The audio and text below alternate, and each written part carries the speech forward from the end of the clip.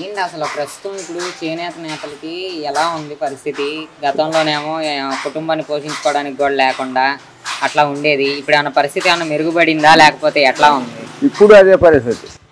ఇప్పుడేం మెరుగుపడదనుకోవటమే కానీ ఏం మెరుగుపడలే. ఏంటంటే మాకు వల్ల ఇబ్బంది ఏంటంటే వర్షం పడ్డా ఎండ కాసిన ఏంటి పని చేసుకునే అవకాశం లేదు. ఎందుకని అంటే వర్షం పడుతుంది అనుకో మగ్గం అక్కడ మగ్గం కదలు ఇక్కడ మొలకట్టాలంటే ఇబ్బంది.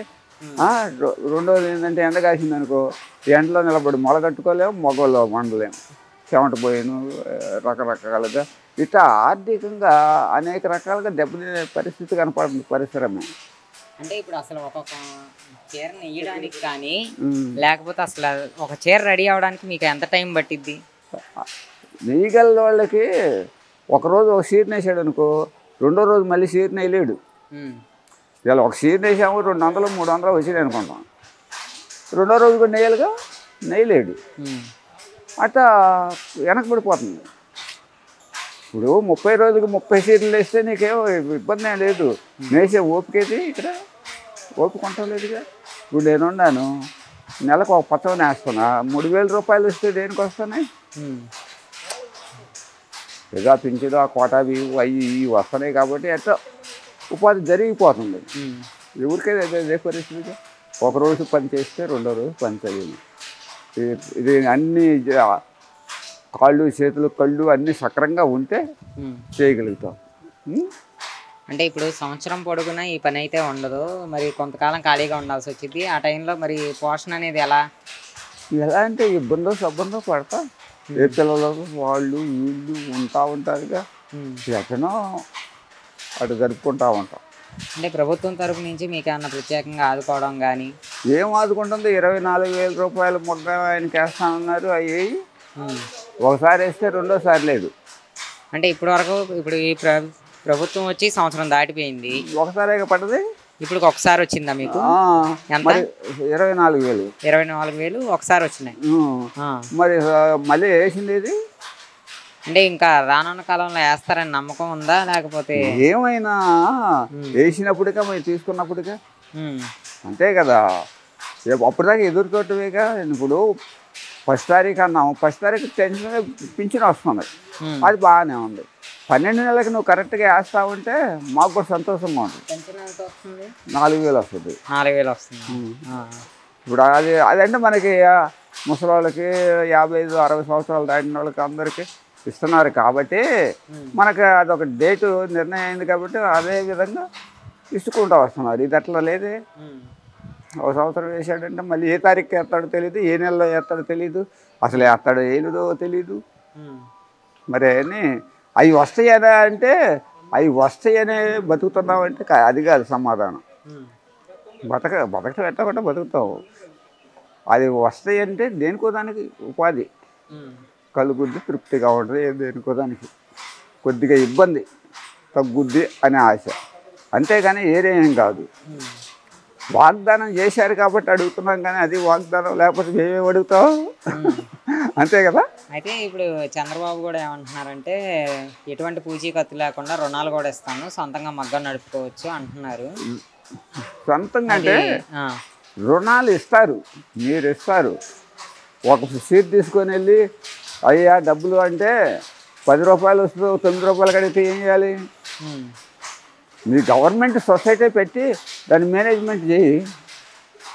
మీకు యార్న్ తెలుసు కదా, రేటు రంగులు తెలుసు కదా, మీకు గవర్నమెంట్కి రంగులు తెలుసు, యార్న్ రేటు తెలుసు. మరి ఇక్కడ పనిచేసే వాళ్ళు కూలీలు అవన్నీ ఉన్నాయి తెలుసు, అన్నీ తెలుసు కదా. మీరే తీసుకోండి సరుకు. బయట వాళ్ళకి ఇక్కడ ఇస్తే వాళ్ళు 10 రూపాయలది 9 రూపాయలు కడిగితే ఏం చేయాలి? 1000 రూపాయలది 900 కడిగినప్పుడు మేమేం చేయాలి? అయితే ప్రభుత్వమే మళ్ళీ గిట్టుబాటు ధర ఇచ్చి చీరలు కొనుక్కుంటే బాగుంటుంది అంట. సరైన యార్ని ఇచ్చి సరైన రంగులు ఇచ్చి మీరే తీసుకోండి, మేము వద్దంటలేదే. ఇప్పుడు మీరు ముడి పదార్థాలు కానీ కావాల్సిన మెటీరియల్ కానీ తెచ్చుకుంటారు కదా, వాటి ధరలు అనేది ఏమన్నా తగ్గినాయా లేకపోతే పెరిగినాయా? పెరుగుతున్నాయి, తగ్గటంలా పెరుగుతున్నాయి. పెరుగుతున్నందు మూలనే గిట్టుబాటు రేటు నీకు అందుబాటులో లేదు. ఎప్పటికప్పుడు అది అవేవో ఆగటలేదుగా, యారన్ రేటు ఆగటలేదా? రంగుల రేట్లు ఆగటం లేదా? ప్రతి ఒక్కటి కూడా పెరుగుతున్నా కానీ తగ్గే విధానం లేదుగా. ముడి పదార్థాల మెటీరియల్ రేట్ మొత్తం పెరుగుతుంది. అదే విధంగా ఇప్పుడు నేసిన చీరల రేటు కూడా పెరిగిందా లేకపోతే అదే యథావిధిగానే అది ఉందా? నువ్వు అమ్ముకుంటున్నావు, నీకు వచ్చేస్తుంది. అది అమ్ముకునే వాళ్ళకే పెరుగుతుందా తగ్గుతుందా అనేది. వర్కర్కే సంబంధం ఉంది. నీ దగ్గర పని చేస్తున్నావు, నీ దగ్గర తెచ్చుకోవాలి. నువ్వు రూపాయి అదనంగా ఇస్తే మేము తీసుకుంటాం. నువ్వు ఇచ్చేది లేదుగా. అంటే ఇప్పుడు మగ్గాలకు కూడా ఉచిత కరెంట్ ఇస్తా అంటున్నారు. ఏది అమలు చేసే అంటున్నారు. ఎప్పుడు? రేపటి నుంచి. రేపటి నుంచేనా? బాగానే. అది అలాంటి మేలు చేస్తే మంచిదే. అలాంటి మేలు అది చేస్తే ఎంతో కొంత ఉపయోగకరంగా అంటారా? అది చాలా మంచిది. అట్లాంటి ఏదైనా చేనేత కార్మికుడు చేయండి. నేరుగా ఏంటంటే మెటీరియల్ సంగతి అంతా మీకు తెలుసు కాబట్టి మీరే కొనుగోలు చేసే అవకాశం తీసుకోండి. పైన క్యాష్ పంపిండి, మీకు పనిచేసి మీకు శాలరీలు అప్పచెప్తాం. అంతవరకే. కానీ మాది మేము ఇంకొకటి సార్లు పోతే వాళ్ళు తక్కువ కడిగితే మేమేం చేస్తాం? నష్టపోయి వ్యాపారం చేయలేక నష్టపోయి చేస్తామా? ఈ చుట్టిస్తే నాకు 150 ఇస్తాడు. వారం పట్టుద్ది. రోజు కాలక్షేపం కోసం కూర్చోవడం. నేను లోగడ చేసా కానీ గిట్టుబాటు ఉండేది కాదు. అప్పుడు రోజు మొత్తం చేస్తే 10 రూపాయలు ఉండేది కదా ఆ రోజుల్లో. ఎప్పుడు 84 టైంలో చేశాను నేను ఈ పని. అంతకుముందు తర్వాత చేయలే.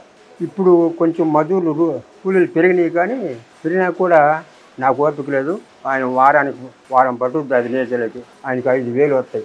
దానికి 5,000 ఇస్తే ఇప్పుడు మలసాపుతారు పడుగు. దానికి ఈ చుట్టినందుకు అది చదివినందుకు 1,000 రూపాయలు పోతాయి. 4,000 మిగులుతాయి ఆయనకి వారానికి. నెల మొత్తం 3 నేస్తాడు. 3 నెలలు 12,000. కుటుంబం ఏం పడుతుంది? మీరు ఎంతకాలం నుంచి నేసారు? ఏం చేస్తే వేరే పని చేయలేక.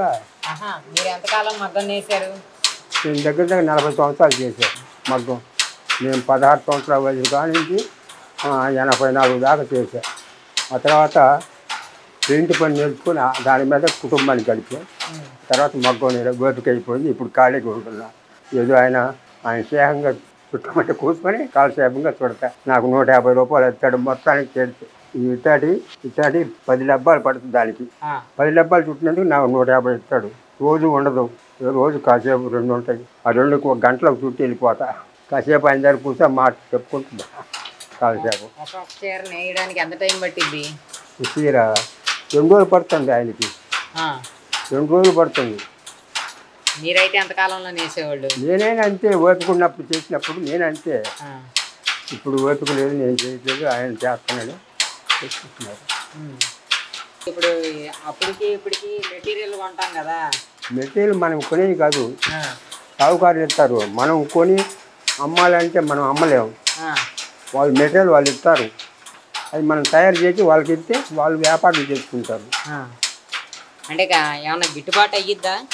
గిట్టుబాటు వాళ్ళకి బాగా లాభం. ఇప్పుడు ఆయనకి 5,000 ఇస్తున్నారు అనుకో, అది 4 చీరలకి ఆయనకి 5,000కి ఎక్కువ ఉంటాయి. వాటికి లాభం ఆయనకి సాగుకారుకు. కానీ మనకు చెప్పరు. వేసినందుకు కూలి ఇస్తారు. ఇప్పుడు ఇంకా పెరిగినాయి. పూర్వం అయితే నేను చేసిన టైంలో మజూరులు ఎంత లేవు, కూలీలు తక్కువ. అదే తగ్గుద్ది కాలసేపు. అంటే ఇప్పుడు సంవత్సరం పొడుగునా ఉండిద్దా పని? ఉంటుంది. ఎప్పుడు చేసినా ఉంటుంది. ఇస్తారు సాగుకారులు మనం ఓర్పుని చేసుకుంటే. అంటే వర్షం పడినా ఉండదని అంటారు కదా. లోపల చేసుకోవచ్చు. ఇప్పుడు మాలు పడతారు బయట పగడుగు. వర్షం పడితే కుదరదు. అది అక్కడ పట్టుకొని వచ్చే కానీ ఇక్కడ చేయడానికి లేదు. అక్కడ చేసుకొని వస్తే ఇక్కడ చేయాలి. అట్లా. అంటే ఇప్పుడు ఆ పనులు లేనప్పుడు ప్రభుత్వం ఏమన్నా ఆదుకుంటుందా లేకపోతే? ఏమీ లేదు. ప్రభుత్వం ఏం ఆడుకోదు. ఒక మాటలు చెప్పి పేపర్లో ప్రకటించుకోవడం వాళ్ళు పరిపాలన అట్లా ఉంటుంది. వాళ్ళు ఏమి చేయట్లా, ఏమి చెయ్యరు కూడా. మాటలు చెబుతారు, పేపర్లో వేస్తారు, మేము వచ్చేసాం ఇచ్చేసాం. ఏమీ లేదు. వస్తుంది అంతా వస్తుందండి. వాళ్ళు చేసే పని అంతా వస్తుంది. మనం మా కాళ్ళ మీద నిలబట్టమే. అది ఇంకా మరి కుటుంబం అది ఎలా పోషిస్తారు? పెన్షన్ అది వచ్చిద్దా? పెన్షన్ అది వచ్చిద్దా? పెన్షన్ ఇప్పుడు వృద్ధాప్య పెన్షన్ ఇస్తున్నారుగా నాకు. ఇప్పుడు ఆయనకి ఇస్తున్నారు. 60 సంవత్సరాలు దాటిన వాళ్ళకి చేనేత కార్మికులకు రాజశేఖర రెడ్డి కాడి నుంచి ఇస్తున్నారు. ఇప్పుడు ఇస్తున్నారు. అది ఎంత వస్తుంది పెన్షన్? 4,000 ఇస్తున్నారు. అప్పుడు 2,200 ఇచ్చేవాడు రాజశేఖర రెడ్డి. తర్వాత వచ్చిన చంద్రబాబు నాయుడు వచ్చి 2,000 చేశాడు. తర్వాత జగన్ 3,000 చేశాడు. మళ్ళీ ఈరోజు 4,000 చేశాడు. అంతే. అది మటుకు ఖర్చులు సరిపోతున్నాయి.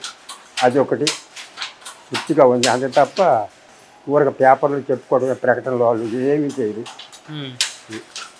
అంటే ఏ ప్రభుత్వం వచ్చినా ఇదే ఉంది కానీ చేనేత కార్మికుల్ని పట్టించుకోవట్లేదు అంటారు. ఏదో చెప్తున్నారు, ఆ, చెప్పేదినండి. వాళ్ళు ప్రకటనలు చేస్తున్నారు కానీ ఏదో కొంతమందికి వస్తాయి కానీ అందరికి రావు.